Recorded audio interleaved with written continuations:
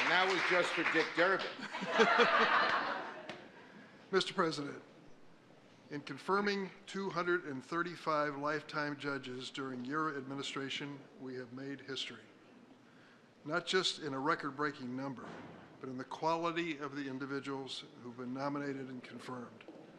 I've served on the Senate Judiciary Committee for some time. As a matter of fact, all three of us have served on that committee for some time. And I think personally I probably reviewed over 1,000 judicial nominees in the committee and on the floor. The record is clear. The nominees of President Joseph Biden to the federal bench represent the best of the judiciary, the best of America. When I became chair of the Senate Judiciary Committee, filling these vacancies and bringing balance to the court was the highest priority. We faced some extraordinary challenges. The first 2 years of the administration coincided with the longest evenly divided Senate in history. And for the past 2 years, Democrats have held only a narrow majority. On top of that, the Biden administration had fewer vacancies to fill on day one than the Trump administration did, in fact, fewer than half. Still, we succeeded beyond what anyone hoped for. 235 judges confirmed. More than 1 out of every 4 judges now serving on the judicial bench were nominated by this President Joseph Biden.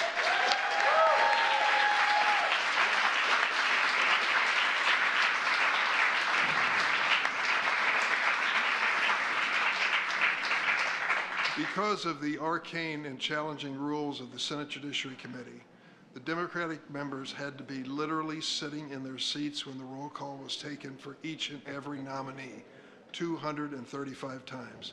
And for that and so much more, I give you a second, if you will, to remember the names of those who served so well.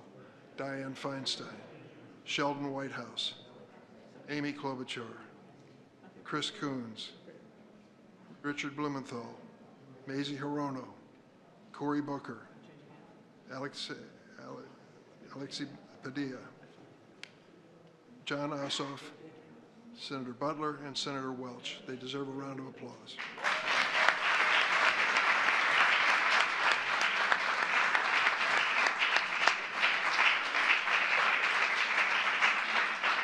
And I would be remiss if I didn't note the amazing staff that brought us here as well on my side.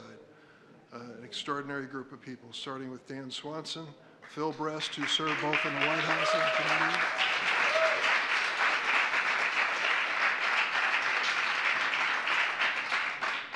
Sarah Bauer, Rochelle Yolandi, Charnel Darnbach, Stephanie Angel, Jess Clay, Malik Simmons on the whip's part on the floor, and of course Joe Zogby, the staff director.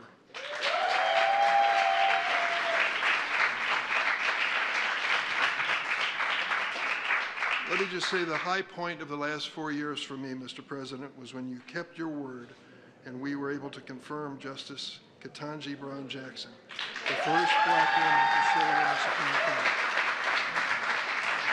If you're going to be the first, you've got to be the best, and she is. Certainly the best by every single measure. You kept your word to nominate her, and we have done a great favor to the nation by following through. Let me say in closing this. We are proud of the fact that these nominees had bipartisan support. More than 80% of them received bipartisan support for passing. I also want to thank my friend and colleague of many years, Chuck Schumer. I nagged him and beat up on him and twisted his arm and did everything I could to get our nominees on the calendar, and he came through with flying colors. In fact, in the closing weeks of this session, that was really the focus of our activity, to make sure that we reach this 235 number. Thanks, Chuck.